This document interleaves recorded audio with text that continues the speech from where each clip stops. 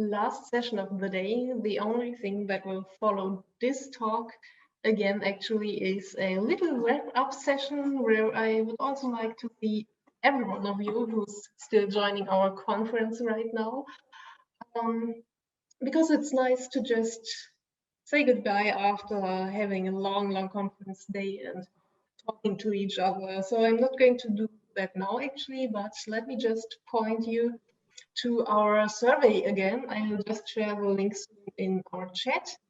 And once it's there, please answer it later today, the questions, because we would really like to know how you liked our online conference. As for now, we do have one more speaker actually before we do wrap up and the conference is finished. So please welcome Maxim to our last talk of the day, and he'll talk about progressive web apps. And it will be really interesting, really worth staying around for a while longer. So hi, Maxim, enjoy your talk and have a good time here. Hello, thanks for having me at the International JavaScript Conference again. This is, I don't even remember how many times I've spoken at this great event, and my t-shirt is from London's chapter of this event from the last year, and yeah, I can't wait to start traveling again to IJS and other conferences, but now I deliver this session straight from my home, my kitchen, remotely. So let's go. Let's go to explore offline part of the progressive web applications, or maybe in a larger picture, offline possibilities of today's web platform. So what will we talk about today? First, we'll try to understand what do we ever mean by offline readiness of the web application. And to give you some practical advice, I'll demonstrate one library and a few lines of code for you to start building your offline ready web application right here, right now, without any delay. And we have chat, which is ready for your questions. So just write your comments, your feedback, your questions there. And right after I finish my session, I will try to answer all the questions we have online while time allows. And if something else left, I'll continue the discussion in the text mode and the same chat. My name is Maxim Salnikov. I live in Norway. I work in Microsoft, and I care about Azure developer audience in my country. But I'm big fan of progressive web applications. So this is basically this area takes all my spare time. I organize meetups. I organize conferences which also cover PWA topic, because you cannot avoid this topic when you are running conference about web or mobile development, because PWA is pretty much everywhere. And I'm Google developer expert in Angular. You can find me on Twitter. WebMaxRU is my Twitter handle. I mainly tweet about web platform, about its possibilities, about progressive web apps, service workers, and everything around that topics. My direct messages are open, so feel free to send me your questions about PWA on Twitter also. WebMaxRU. Please follow me. Before we dive into offline capabilities of web platform, let's talk about why can we call web a platform, an application platform at all? What do we have here for us as application developers and then as application users, right? First, all major browsers are evergreen now, and it makes our developers' life way simpler. We don't have to care that much about the next version of the browser to convince people to update it. So it's something from the past, right? If we are not talking about some, let's say, edge cases. JavaScript, you can love it, you can hate it, but you can't disagree that it's very versatile language with different paradigms you can use to code in it, with variety of language you can write in and compile, transpile them to JavaScript on the fly to run this in the browser. So lots of opportunities here. From the browser vendor side, folks who create JavaScript engines, they focused on performance. So it's a great helper for us, right? So we just have to write our own performant code, and then folks who create V8 and other engines, they will take care of the rest, how to perform your performant code in performant way. Tooling, I already mentioned that you literally can write your web applications in multiple languages. Last time I checked on Wikipedia, it was like almost 20 languages which you can transpile to JavaScript on the fly if you for some reason prefer to not use JavaScript for your web application. We are talking about front end, of course, right? Plus all IntelliSense features, all IDs we have. I think the state of tooling is quite good, if not perfect these days. And of course, we ourselves, huge community, millions of the developers, I believe more than 20 million developers who say that they work on the web. So it helps us to find questions, to find best practices. It helps folks who are business owners to find people who will create web apps for them. So too many pluses of web to not use it as a full-scale application platform, right? But there is one historical minus. Web was invented as distributed system for sharing documents online, right? So it was not invented as an application platform, and historically it really depends on the status of internet, right? Of being connected to the global network, and of course it might be a blocker for many use cases when we really don't need to be connected to allow user to perform something, but we still suffer out because of this tight connection. Okay, then let's chat a bit about what does it take for us to build proper offline ready web applications. First, the app itself. Once it was downloaded from the network, of course, for the very first step, we need to be connected, right? But once it's on the user device, why do we have to be dependent on the connection status? And here I'm not talking about HTTP cache, right? We need something more controllable from web front-end developer side. Next, I believe majority of web applications, they consume data in this or that form during runtime.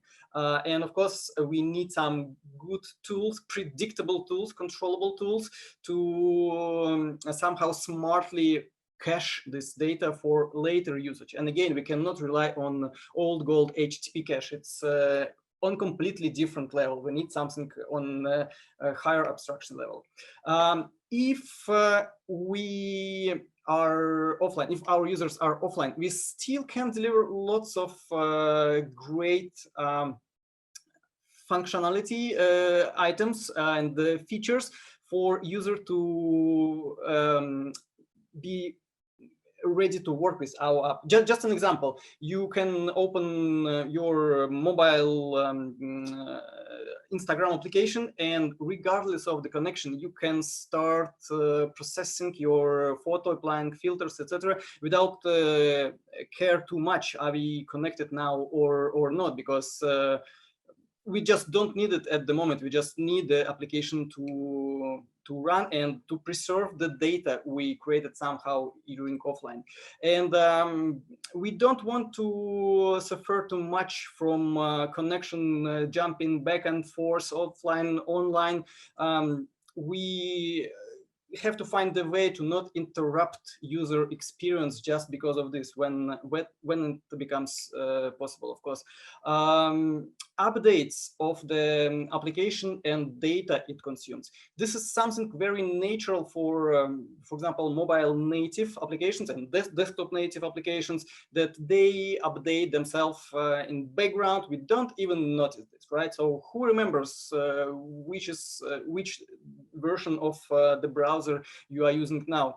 You can not say it now very explicitly because it might be updated just a minute ago, right? And this is something that users used to if we are talking about native applications. So why not to have the same for the web? And of course, web has great APIs. Browsers have great APIs for using the great hardware parts of different platforms, mobile, desktop, everything.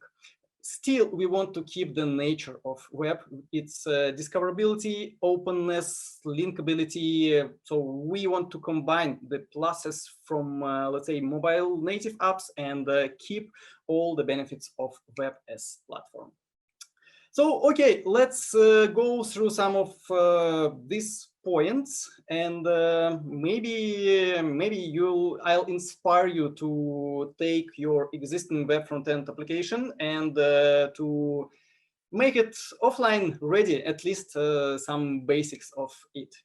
Okay, so we first start with the application itself, and in the terms of PWA area, we can call this application shell. And yeah, it's not only term related to PWA, right? It's like architecture of majority of the single page applications. When we have this sort of frame loaded, where we later load some data, some extra sections.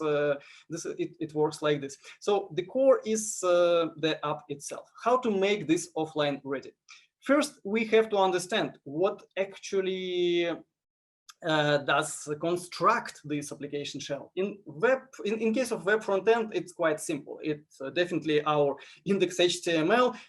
It's our main JavaScript bundle, main CSS bundle, maybe some graphic assets like our logotype, maybe some icons. This is what we definitely want to cache or pre-cache on a user device, and only in that case we can say the application itself is ready to go without any connection, right? So we have to be very careful with defining this number of resources.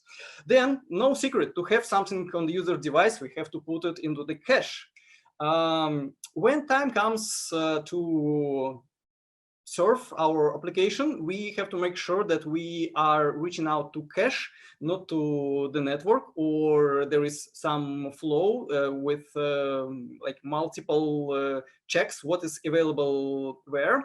And in addition to all of this, we have to somehow manage versions of what we cached. We definitely don't want to have the very first version of application we cached showing forever. We develop our application, we deploy new versions, and definitely we want somehow to sync up these versions with everything what cached on hundreds, thousands, or millions of devices of our dear customers, users, visitors who were lucky to get this application cached on their mobile or desktop devices. It's not a secret at all that the three last points from this list are under responsibility of a great API called Service Worker. Just to remind you, what is this about? So this is super old concept, literally more than 5 years. So this is not a session about getting started with Service Worker. This is about how to make this run offline. So service worker, this is the code, JavaScript code in form of file or multiple files. We can build some form of modules out of this. Logically, this is a gatekeeper between our application and the rest of the world, which intersects requests, and the internal logic decides what to do with this request. We can pass it as is to the cloud, to the internet, and pass responses as is. Maybe not, it's not the smartest utilization of service worker power. If we involve cache in the loop, that's completely different story. We can exactly this way pre-cache our assets of app shell and all other stuff. Plus, it can receive events from other sources, not only from the application, for providing more great features for the web platform. Okay, so let's pretend that we are going to write the code in our own service worker. So let's write this code. This is why I call this handmade service worker JS to actually implement this offline readiness.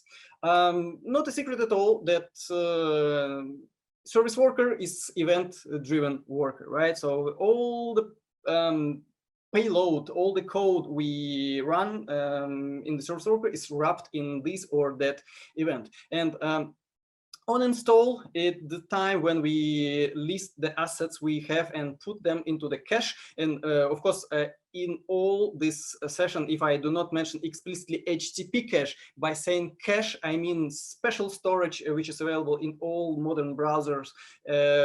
Like without super specific name, it's just a cache storage, right? You can explore this in your dev tools. So we put all the assets there, and it's exactly was architected, designed to store results of HTTP requests.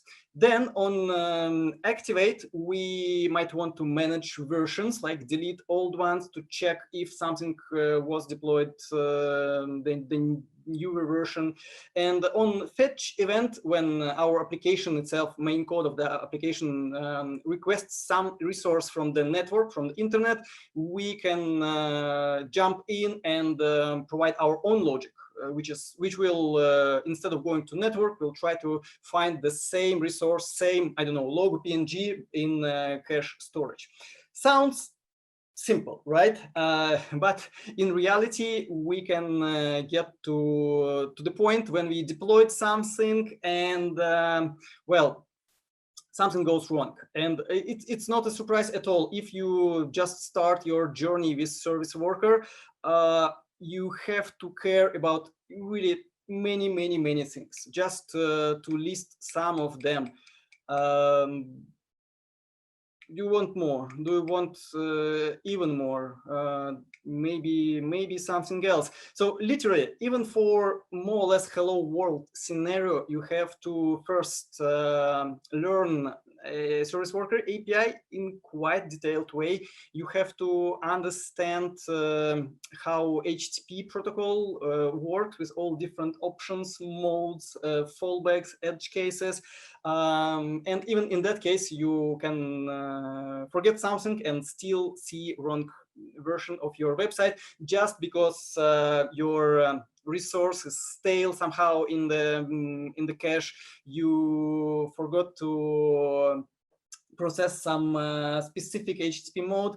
I'm not saying that you don't have to write your own service workers. No, but please be careful. And if you wish to jumpstart with all this story, there is a helper for you. There is a library called Workbox, which will take all the main heavy lifting of taking care of many items I mentioned on the previous screen, while you provide more or less declarative way to organize your offline experience, at least for the application shell part of your application. And at the same time, we have full control over the service worker we create. So here I just list some of the features which are going out of the box in this great library. We definitely will not go through all of them. I just want to emphasize that it's feature rich, it's mature and absolutely production ready library. Now it has stable version number 5 and version number 6 is in alpha. So yeah, it's battle tested by thousands of projects, thousands of developers. So we use it with pleasure, without any fear. So let's start. For providing this basic offline experience, we need only one package out of it called Workbox build. And as the name of the package says, we only need this package during build time. This is why we can put it into developer dependencies. Then there are multiple modes available how to use Workbox. You can use it as a Node.js module, you can use it as a Webpack plugin, and you can use it as its own separate CLI. I'm a big fan of Node.js way to do the things. And since we mentioned Node.js, we have to write JavaScript for build time to actually help Workbox to construct service worker for us. And then we just, we have the service worker ready, so we don't write it by our hands to some extent. We just deploy it and have fun with ready to go offline ready application. So let's start from configuration. First, we have to give Workbox knowledge about our assets, and it's quite flexible to configure. It uses globe syntax, so you'll explain to Workbox which resources construct your application shell without any problems, I promise. Then we have a property called source service worker, and this is where we actually will write some lines in the service worker ourselves. It's a bit later on that part. Right now. So this is how service worker might look like. Literally, there are two lines. We import one particular method from Workbox pre-caching module, which is part of Workbox build package, so it's there when you install Workbox build. And pre-cache and route method does all the magic for us. So it injects, so it serves caches and manages all the versions of our application on all user devices where our service worker was registered.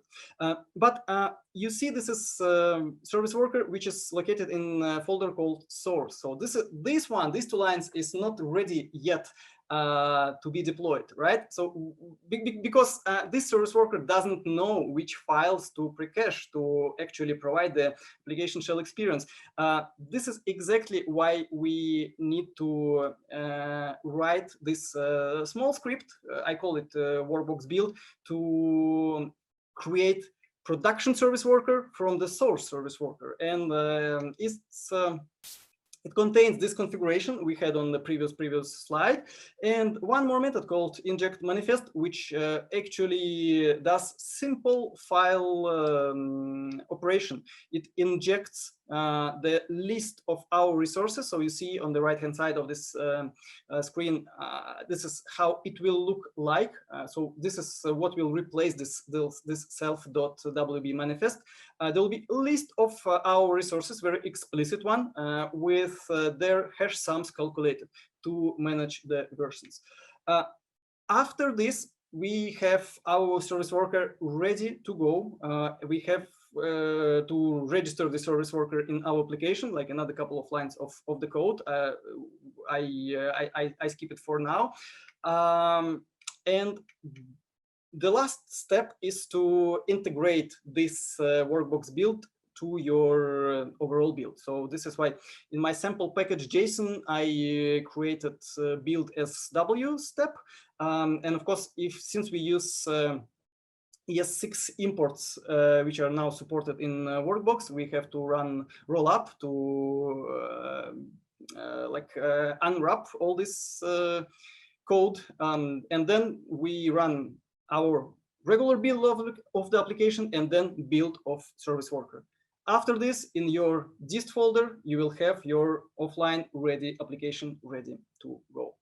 Awesome. Let's go next. What can we achieve using Workbox during runtime? So if we go back to manual mode, if we go back to our handmade service worker JS, on the event called fetch we receive in service worker, we are free to provide any logic we could ever imagine. And this is just very schematic, of course, piece of code for you just to understand the normal structure of how the handmade service worker might look like. Definitely for different pieces of the application, the strategies, what to do with this or that request are very different. And of course, in the first turn, the strategy for application shell versus strategy, for example, for you calling APIs is already very different. Plus, even within different pieces of your APIs, the logic could be very different. For example, you see on my screen, I have a fake imaginary API called breaking news and archive. And in case of breaking news, most likely we want to check first what's going on the network, if this ever available. We don't want to try to grab some news from cache before checking if the internet is available. Different story for archive. If our user request, if we build net news application and users want to list some news from 80s, maybe there is no reason to go to internet to check if there were some updates. If we have this pre-cached, maybe it's better to delight user by immediate rendering of this news, of this content, of this information, instead of going to network. Of course, in the case if it was pre-cached before. So you see, it's quite a code, right? So you have to implement your own routing. I'm not even saying about you have to implement all the strategies. And here we go back to my slide with tons of things you have to care about when you work with HTTP requests and different ping pong network, cache network, if available, if not available, all these fallbacks for fallback, etc. How can we use Workbox here? In a super simple declarative way. So Workbox is here to return declarativeness of all this caching story while preserving the way for you to be very imperative when needed, but a bit later on that. So in Workbox, we have strategies already implemented for you. You just have to pick the proper one for proper use case. And Workbox has routing included, again, in a very convenient, developer-friendly way. You declare, please, for this API, and again, all the globes are available for you, all templates, and you see I use regex as example here. Please apply cache first strategy, as simple as that. For API archive piece of the URL, if it starts with this, please apply cache first strategy with these particular plugins injected. And plugins, the way you configure these strategies and write your own customized functionality if that's really needed. But I promise 90%, if not 99% of the cases, you'll be covered by strategies already implemented in Workbox for you. Okay, so we have all core strategies implemented. We have main plugins implemented. We have possibility to write your own strategy, your own plugin, to be very, very like imperative and to control every single byte, every single piece of your caching scenario. Let's move next. Let's talk about actions users perform while they are offline. This is very interesting, and why do I have the picture of a treasure box here? Because we really don't want to miss a byte of information generated by the user. So the content is the king, and every mobile developer will tell you that you always can re-download your application, all dependencies, libraries, etc. But you cannot like regenerate what users created if you lost it somehow, right? And on the web, it was too simple to confuse people who suddenly went offline by not very delightful experience. Just imagine you fill in some long form and you hit send or post or register or whatever. Bam, you see offline dyno, you see error 500 or network is not available, just because a second ago for some reason you went offline, right? I don't know, your provider like had a technical glitch. All your data lost. We definitely have tools now to avoid this. The tool called background sync API. This is API part of big family of service worker APIs, and it actually gives us a very simple event. It's one-off, so it's single event our service worker receives when the browser decides that the state of connection goes from offline to online. How the browser decides, how this operating system decides, it's completely not our business. So we just pretend that it happened. What's next? Most likely, we want to propagate the data we hopefully carefully collected while users were offline. It's time to try to propagate them back to our servers, our APIs or third-party APIs, depending on the business case. The power of this background sync is the fact that this event will come to service worker even when user closed the application, closed the visible part of the browser. The users forgot about they wanted to send some data, but we have the chance here to send this data back to our servers.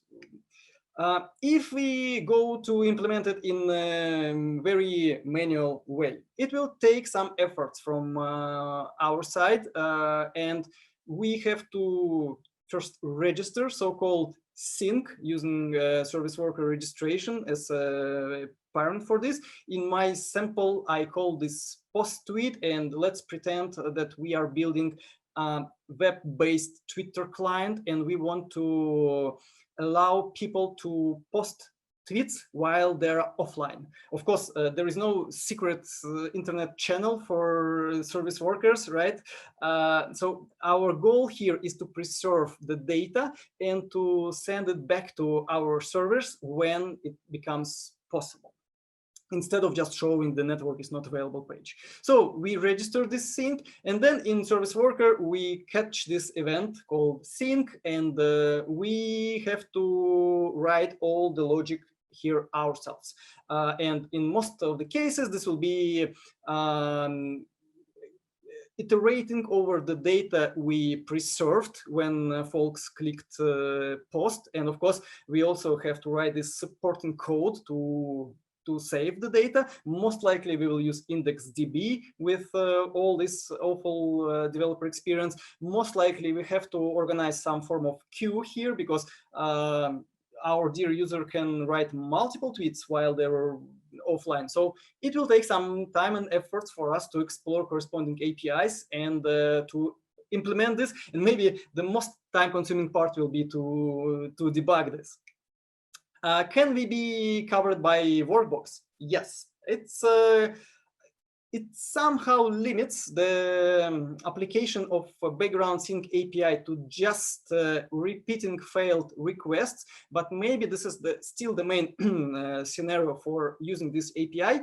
And we go for a very similar way like we had for runtime caching. We register route first, and you see here for demo purposes, I showcase different syntax. So it's not new regexp, but it's this special notation, which says that like any URL ending with post-tweet, and here we explicitly say that we only want to intercept post methods here.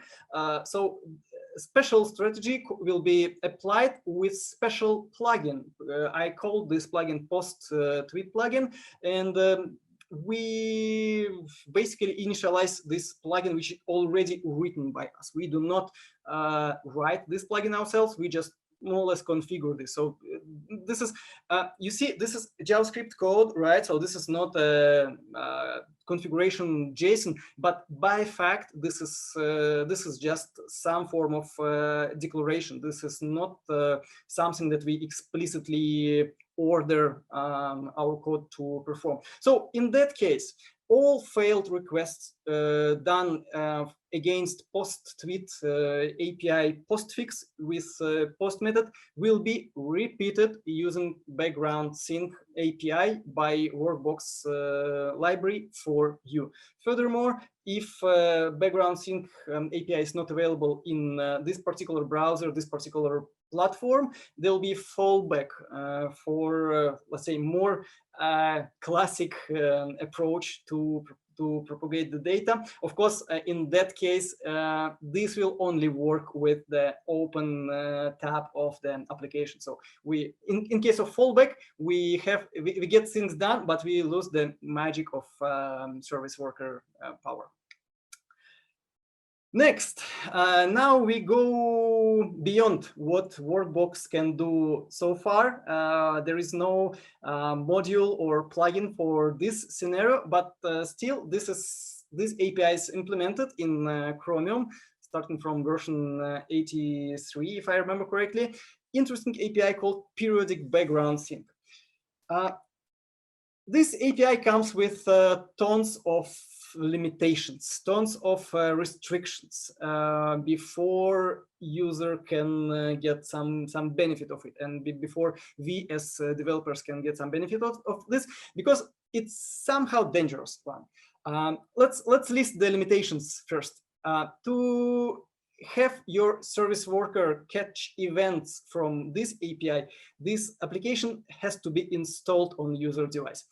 Luckily, these days, thanks to web app manifest, we know how to do this technically, right? And more users understand that they can install web applications on the home screens of their devices, on desktop of their devices. So it becomes not that exotic. Of course, lots of time needed to make sure that majority of web users are aware of this feature, but still, it's coming. Next, it works only while connection status is online. Okay. It works only if the event comes to service worker on the while you not just online, but also connected to original network where you register this synchronization. Next, it requires user to use your application. If they just install this once and forget about this event comes to your service worker. Then, despite it says periodic background sync, we as developers have very let's say subtle control over this. We can only say, please don't send this event not more often than, but we cannot provide exact timing for this. Next, the best ever scenario to get this the shortest time frame is 12 hours. So it's not about this exchange tickers up. With all these very serious limitations, we really have superpower using this API, which runs periodically custom code on the user's devices without any notifications. So why and what is the core application of this API? Like mainly this is to update your application in the background. how that might look like. As I mentioned, Workbox is not a helper, unfortunately, here yet. Maybe I will inspire you to write corresponding module. The start of the story is quite simple to the regular background sync API. We register this sync and we provide minimal interval. So let's say we don't want to bother user by these updates. We don't want to consume users' device resources too often here.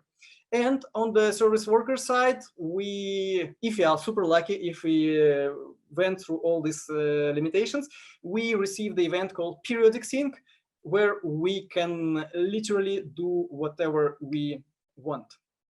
But let's be very careful. Despite we have all these limitations, we still can do step forwards towards great user experience, and we can check if the users connected to fast network, right? Maybe we don't want to do any update if they are in data saver mode. We, after all, might want to check if they have enough storage to fetch the update of the application. So let's be very careful. But in the big picture, this API allows us to do update of the application itself, application shell, and the data it consumes in background, and it results in great user experience. So just imagine your user opens your application from their home screen or desktop, and instead of watching on the loader, loading like latest news and tweets, they see the fresh ones, maybe not from last minute, maybe from last hour, but still it's totally different feeling, right? And after all, the update of application itself, it's something that we really used to as users of mobile apps. How to debug all these services? We have special part of DevTools. Just open DevTools, go to Application tab, and you will see corresponding toolbar, which will allow you to test and debug this with convenience. These are only few APIs we have on web platform, and there are many more coming and already ready for you to experiment with, to use, to really fill the gap between what web can do and what mobile code, what web can do and what native code can do. In many cases, we are talking about mobile native, but of course, it also covers desktop native options, and like both Mac operating system and Linux and Windows, they are super friendly to PWAs. You can now have your web application as a first-class citizen on these operating systems. And many more APIs are under design, under finding specification, under discussion, under implementation. I bet you heard about a project called Fugu, mainly driven by folks who develop Chromium. Let's sum up. Web platform today is a great place for us to develop, run, deploy, distribute, use the applications. All the core scenarios which allow you to create offline ready application are in production. So this is not something experimental. They are ready to go, and more companies, they use them. On the tooling side, great dev tools, great support from IDE, great support from libraries like Workbox. So it's a pleasure to implement applications like this. Let's keep user experience in focus. Let's find proper balance between what we give to the user and what we require in return. What I love the most, this is just the beginning of great story of these web APIs and specifications coming to the modern browsers. To continue the discussion about PWA, please join this Slack team. This is the largest place on our planet where we discuss PWAs. More than 2,000 people are there. Thank you very much. And let me check if we have any questions. I believe we have some.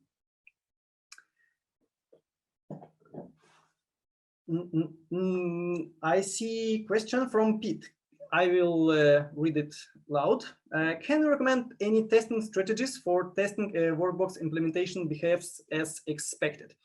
Very good question. And testing of not only Workbox, but everything related to service worker is not the simplest thing, just because you literally have to provide completely different, let's say, environment, right? So you have to mimic very specific behavior of the browser. I'm aware of the library from folks who develop Pinterest. I don't remember its name.